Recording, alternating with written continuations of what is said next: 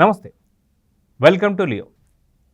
వెంకటరెడ్డి దాదాపు పారిపోయాడు, సముద్ర మార్గం గుండా విదేశాలకు వెళ్ళిపోయాడు అనుకున్నటువంటి యొక్క వెంకటరెడ్డి మొత్తానికి దొరికిపోయాడు. అయితే పోలీసుల విచారణ మాత్రం చాలా రకాల నిజాలు మాత్రం ఒక్కొక్కటిగా బయటకు వస్తూ ఉన్నాయి.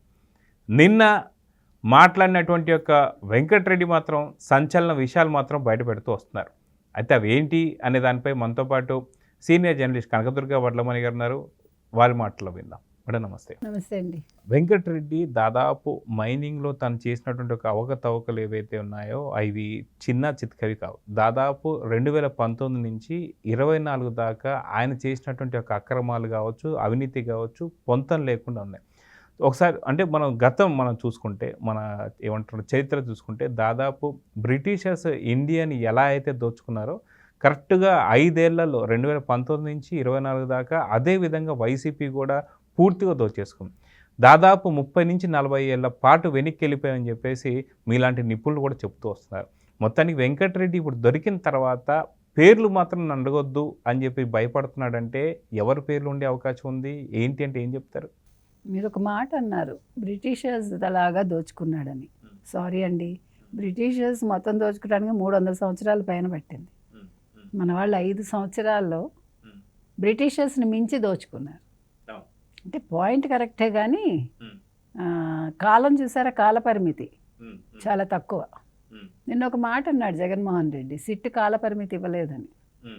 అట్లాంటివి మాత్రం ఆయన ఆలోచిస్తాడు, ఎందుకంటే ఆయనకు అలాంటివి బాగా తెలుస్తాయి, దొంగలకే తెలుస్తాయి కదా, అందుకని చెప్తున్నా. సరే, ఏది ఏమైనా 5 సంవత్సరాల్లో ఎక్కడెక్కడ అంటే జగన్మోహన్ రెడ్డి ఎంత తెలివైన వాడో. తండ్రి తర్వాత రాజశేఖర్ రెడ్డి పాదయాత్ర చేసినప్పుడు ఎక్కడెక్కడ ఏ సంపదలు ఉన్నాయి తెలుసుకున్నాడు. అప్పుడు ఉమ్మడి ఆంధ్రప్రదేశ్ కాబట్టి ఉమ్మడి ఆంధ్రప్రదేశ్లో తెలుసుకున్నాడు. మన జగన్మోహన్ రెడ్డి గారు మాత్రం విడిపోయిన ఆంధ్రప్రదేశ్లో అప్పుడు 13 జిల్లాల్లో ఎక్కడెక్కడ ఏ సంపద ఉంది అనేది తనతో పాటు నిపుణులను తీసుకెళ్ళి తెలుసుకుని ఆ రకంగా దోపిడీలు చేశాడు 5 ఏళ్లలో.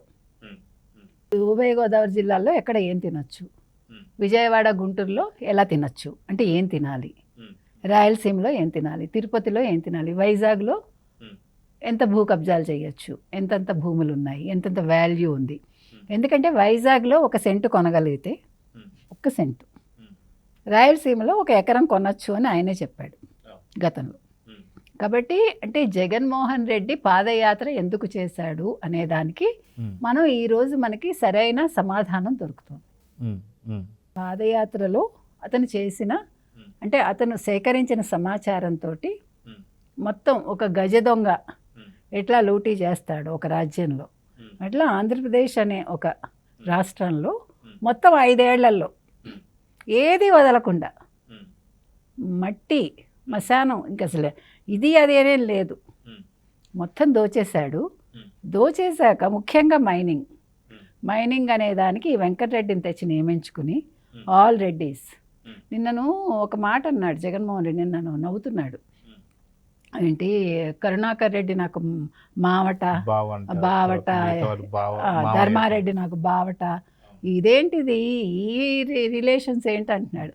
సరే పోనీ రిలేషన్ లేకపోయినా రెడ్లనే తెచ్చుకున్నావుగా, సంబంధం లేని రెడ్లను తెచ్చుకున్నావు కదా, సీనియారిటీ లేకపోయినా తెచ్చుకున్నావు కదా, వాళ్ళని ఎక్కడి నుంచో కేంద్రం నుంచి తెచ్చుకున్నావు కదా, కేంద్ర సర్వీసుల నుంచి.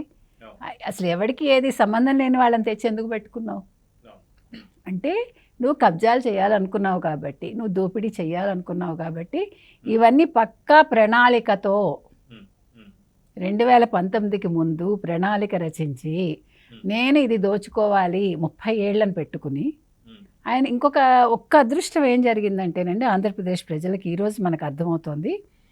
30 ఏళ్ళకి ప్రణాళిక వేసుకున్నాడు, 5 ఏళ్లలో ఎంత దోచుకోవాలో దోచుకున్నాడు. నేను 30 ఏళ్ళ వరకు ఉండను అని ముందే తెలిస్తే అసలు ఇవాళ ఆంధ్రప్రదేశ్ ఉండేది కాదేమో. సో ఆ రకంగా కొద్దిగా గొప్ప ఆంధ్రప్రదేశ్ ప్రజలు అదృష్టవంతులు. అయితే గత పాదయాత్రలోనే పూర్తి రెక్కి చేసాడు అనుకోవచ్చా? ఎక్కడెక్కడ ఏమేమి దోచుకోవాలి, ఎలా దోచుకోవాలి, ఎవరిని పెడితే దీనికి బాగుంటుందని చెప్పి పూర్తి కంప్లీట్ ఇన్ఫర్మేషన్ తీసుకొని రంగంలో దిగాడు జగన్ అని చెప్పి అనుకోవచ్చు అంటారా? ఖచ్చితంగా. అసలు మీకు ఇప్పుడు ఇవాళ మీకు మొత్తం కూలంకషంగా మీకు ఇలా మొత్తం తేటతెల్లం అయిపోతుంది మనకి. ఒక సినిమా మేము ఎందుకు వచ్చేసిందండి ఇవాళ? జగన్మోహన్ రెడ్డి ఏం ఆలోచించాడు, ఏం చేశాడు, ఎలా అమలు చేశాడు, అంటే దానికి ఎవరెవరిని వాడుకున్నాడు, ఎవరెవరు బలిపశువులు అయ్యారు, ఇప్పుడు ఆ బలిపశువులు ఏమంటున్నాయి. ఇవాళ మీకు మొత్తం ఒక సంపూర్ణ రెడ్డి దోపిడీ రాజ్యం ఏంటి అనేది మీ కళ్ళ ముందు ఆవిష్కృతమైంది. ఎందుకంటే అసలు వెంకటరెడ్డి ఎక్కడి నుంచి తీసుకొచ్చాడు వెంకటరెడ్డిని అండి మనకు తెలుసు. ఆ వెంకటరెడ్డి ఇవాళ మీరు చెప్పినట్టు ఒక సముద్రయానం ద్వారా వెళ్ళిపోయాడని అనుకున్నాం. ఇక్కడున్న పట్టుకోవచ్చని తెలుసు కాబట్టి మొత్తానికి వెంకటరెడ్డిని పట్టుకోగలిగారు వాళ్ళేసి. పట్టుకొచ్చి వాళ్ళ ఎందుకన్నా అంటే సముద్రయానం కాబట్టి వాళ్ళేసి పట్టుకొచ్చి ఇవాళ అతను అప్రూవర్గా మారాడు. ఎందుకు అప్రూవర్గా మారాడు? భయపడ్డాడు. అప్రూవర్గా మారకపోతే తను జైల్లో అయినా ప్రాణం పోయే అవకాశం ఉంది, బయటకు వచ్చాకైనా ప్రాణం పోతుంది. మనం బాబయ్య హత్య కేసులో చూసాం కదా. సో అందుకని చాలా తెలివిగా అతను అట్లీస్ట్ అంటే తన ప్రాణాలు నిలుపుకోవాలి అనే ఒక ఉద్దేశంతో అప్రూవర్గా మారాడు. ఇంచుమించు 2550 కోట్లు ఎంత ఎగ్జాక్ట్ ఫిగర్ నాకు గుర్తులేదండి ఇప్పుడు. మొత్తానికి అంటే మనకి తెలుసున్న ఫిగర్ అది. అంత జరిగిన మాట వాస్తవం. ఇందులో ఏ ఏ తలకాయలు ఉన్నాయో నేను చెప్పలేను. ఇప్పుడు నన్ను మీరు ఇబ్బంది పెట్టద్దు, అంటే నేను చెప్తే నా ప్రాణం పోతుందని. నిన్న మనం మాట్లాడుకున్నాం ఒక మాట. జగన్మోహన్ రెడ్డి బాబాయ్ హత్య జరిగినప్పుడు ఎందుకు నిదానంగా కారులో వెళ్ళాడు, రోజంతా ఎందుకు తీసుకున్నాడు, అదే పిన్నెల్లి కోసం ఎందుకు ఫ్లైట్లో వెళ్ళాడు, ఒక ప్రత్యేక విమానంలోనో హెలికాప్టర్లోనో వెళ్ళాడు 30 లక్షలు ఖర్చు పెట్టుకుని, అదే నందిగం సురేష్ కోసం పరిగెట్టుకుని వెళ్ళాడు. సో అంటే మనిషి ఆలోచన ధోరణి మనకి ఇక్కడ క్లియర్ కట్గా అర్థమవుతోంది. సో పిన్నెల్లిని ఇప్పుడు పట్టుకోకపోతే నోరు విప్పుతాడు, నందిగం సురేష్ని కంట్రోల్ చేయకపోతే నోరు విప్పుతాడు, ఈ భయంతో వెళ్ళాడు. కానీ వెంకటరెడ్డి విషయంలో అది ఎందుకు చేయలేకపోయాడు అనేది మనకు అర్థం కావట్లేదు. అంటే వెంకటరెడ్డి పారిపోయాడు కాబట్టి దొరకడు అనుకున్నాడా? ఇది అంటే అనుకోకుండా దొరికాడు కాబట్టి ఇప్పుడు ఆయనకి ఇంకా విశ్వాసంగా ఉండే మనుషులు లేరా ఆయన చుట్టూ, వెంకటరెడ్డి చుట్టూ? అంటే పోలీస్ శాఖలో మనం మాట్లాడుతున్నాం. సో ఇప్పుడు పోలీస్ శాఖలో ఏదైనా మార్పు వచ్చిందా? సో దీనివల్ల ఈయన వెంకటరెడ్డి దగ్గరికి వెళ్ళే అవకాశం లేకపోయిందా? ఇది కూడా ఆలోచించాలి మనం. ఎందుకంటే లేకపోతే ముందే పరిగెట్టేవాడు కదా. పరామర్శ పేరుతోటి ఓదార్పు లేకపోతే పరామర్శ ఏదో ఒకటి ఆయనకి ఆ టైంకి ఒక పదం కలిసి వస్తుంది ఆయనకి. అలా చేయలేకపోయాడు. సో వెంకటరెడ్డి అందుకే ఎక్కడ వస్తాడో మళ్ళీ ఎక్కడ బెదిరిస్తాడో అని ముందే అప్రూవర్గా మారిపోయాడు. కాకపోతే డెఫినెట్గా మనకేం సందేహం అక్కర్లేదండి.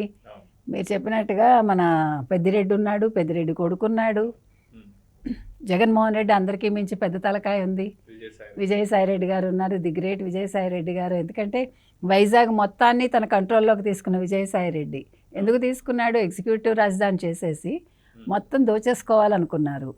జవహర్ రెడ్డి 800 ఎకరాలు, ఇంకేం కావాలండి? మొత్తం మనం ఇందాక చెప్పుకుంది కరెక్ట్ అని మనకు అర్థమవుతుంది కదా. ఇప్పుడు వైజాగ్లో భూదందా, ఇటు సైడు తిరుపతి కావచ్చు, రాయలసీమ కావచ్చు, మైనింగ్ దందా. సో ఎక్కడెక్కడ ఏమేం చేయాలో చేసేసారు వాళ్ళు. సో ఇవాళ మైనింగ్లో ఫుల్గా పీకల్లోతు ఇరుక్కున్నాడు జగన్మోహన్ రెడ్డి. ఇప్పుడు ఒక ఉచ్చు కాదండి జగన్మోహన్ రెడ్డికి, మొత్తం అష్ట దిగ్బంధనం అంటాం మనం, అలాగా అన్ని వైపుల నుంచి ఆయనకు ఉచ్చులు బిగిశాయి. ఇప్పుడు ఎవడు ఎటువైపు లాగుతాడు, ఏ రకంగా ప్రాణం పోతుందో మనకు తెలీదు. ప్రాణం పోదలేండి, మళ్ళీ అక్కడ కూడా పక్కవాడి ప్రాణాలు పోయేలా చేస్తాడు తప్ప ఆ ఉచ్చులో ఆయన ఇరుక్కోడు. అయితే గతంలో కూడా చూస్తే సుప్రీంకోర్టు కూడా కొన్ని ఆదేశాలు ఇచ్చింది. ఏదైతే ఇసుక రీచుల దగ్గర జరిగినటువంటి ఒక దానిపైన సందర్శించి దాని మీద ఒక రిపోర్ట్ ఇవ్వమని చెప్పారు. కానీ వాళ్ళ దగ్గర 175 రీచుల్లో కూడా వాళ్ళు ఇచ్చినటువంటి ఒక ఏదైతే ఉందో ఒకదాన్నే కాపీ చేసి మళ్ళీ పంపించడం. కొంతమంది అయితే అసలుకి ఆ డేట్ కన్నా ముందే మేము సర్వే చేసేసని చెప్పి పంపించడం. సో సుప్రీంకోర్టులైనా సరే లేదా న్యాయస్థానాలైనా సరే వీళ్ళకి ఎందుకని గౌరవం లేదంటే ఏం చెప్తారు? గౌరవం ఎందుకండి? ఎవరికి కావాలండి గౌరవం? మీరు ఏంటి మాట్లాడుతున్నారు? జగన్మోహన్ రెడ్డి పాలనలో మీరు గౌరవాలు, అభిమానాలు, లేకపోతే అధికారాలు ఇవేం ఉండదు. ఒకటే అధికారం. కొట్టావా, తెచ్చావా, చంపావా, లేకపోతే ఇంకోటి చేసావా, ఇంతే. ఆయనకి తెలిసినవన్నీ అదే. కాబట్టి సుప్రీంకోర్టు ఎంత ఆయనకి? నిన్న సుప్రీంకోర్టు ఆదేశాలకు ఏం మాట్లాడాడు? సిట్టా బిట్టా అన్నాడు. మరి ఇప్పుడు సుప్రీంకోర్టు అతని మీద చర్యలు తీసుకోవాలా వద్దా? అవును. కాబట్టి గౌరవం అనే పదం ఆయన డిక్షనరీలో లేదు. ఆయన తన్ని తాను గౌరవించుకుంటాడు అంతే. జగన్మోహన్ రెడ్డికి ఉండే పెద్ద లోపం అదే. ఆయన కాంప్లెక్స్ ఏంటి, తన్ను తాను గౌరవించుకోవాలి. ఎందుకంటే తెలుసు ఐఎమ్ ఫిట్ ఫర్ నథింగ్ అని తెలుసు కాబట్టి, ఆ కాంప్లెక్స్తో బాధపడతాడు కాబట్టి, గౌరవం అంటే జగన్మోహన్ రెడ్డి ఒక్కడే గౌరవం అంతే. ఇంకా చుట్టూ ఉండే వాళ్ళందరూ పిప్పీలకాలు ఆయనకి, మనుషులు కాదు వాళ్ళు. కాబట్టి ఆయన అవసరానికి వాళ్ళు ఉపయోగపడాలంతే. మొత్తానికి జగన్కి ఉచ్చు బిగుసుకుపోతుందా? ఇంకో పక్క వాసుదేవ్ రెడ్డి లిక్కర్లో కావచ్చు, ఇంకో పక్కన వెంకటరెడ్డి మైనింగ్లో కావచ్చు, అదేవిధంగా ఇంకో పక్కన టీటీడీకి సంబంధించినటువంటి ధర్మారెడ్డి కావచ్చు, ప్రతి ఒక్కళ్ళు కూడా ఈ ఉచ్చు మాత్రం జగన్కి బిగుసుకుపోతుంది అని చెప్పేసి అంటున్నారు. ఏమంటారు? వైవి సుబ్బారెడ్డి మనకు ఆల్ రెడ్డీస్ ఒకేసారి రెడ్డీస్ అందరూ కలిపి ఈయన మీద దాడి చేస్తారు. Wait and see. ఇప్పుడు ఎందుకంటే ఎవడికి వాడు తప్పించుకోవాలని చూస్తాడు. ఎవడు ఎర అవ్వడు కదండి. ఇప్పుడు జగన్మోహన్ రెడ్డి ఎర అవ్వాలంటే వీళ్ళందరూ అప్రూవర్స్గా మారాలి. ఇప్పుడు ఇద్దరు మారారు, మిగతా వాళ్ళందరూ కూడా ఏం చేస్తారో చూద్దాం మనం. ఏదైనా జగన్మోహన్ రెడ్డి ఓచలు లెక్క పట్టుకోవాల్సిన సమయం దగ్గర పడింది. అయితే మొత్తానికి ఈ రెడ్లందరూ కలిసి గొడ్డలు దాడి చేయబోతున్నారా జగన్ పైన అంటే ఏమంటారు? గొడ్డల వేటికి అంటే మరి ఆయనకి అనుభవం లేదు కదా, ఇప్పుడు ఆ అనుభవాన్ని కూడా ఆయన చవి చూస్తాడు. సో చూద్దాం మేడం ఏం జరగబోతుంది అనేది. మొత్తానికి కాదు ఇక్కడ ఒకటండోయ్, ఇప్పుడు అక్కడ 13 లక్షలు ఇచ్చి ఒక కమోడ్ కట్టారు కదా బంగారంతో. ఇప్పుడు ఆ బంగారంతో కొత్తగా గొడ్డలు చేసి వీళ్ళు అది వేయాలి. ఆ వేటు వేస్తారేమో జగన్మోహన్ రెడ్డికి మనం చూద్దాం మేడం మొత్తానికి ఏం జరగబోతుంది. నమస్తే.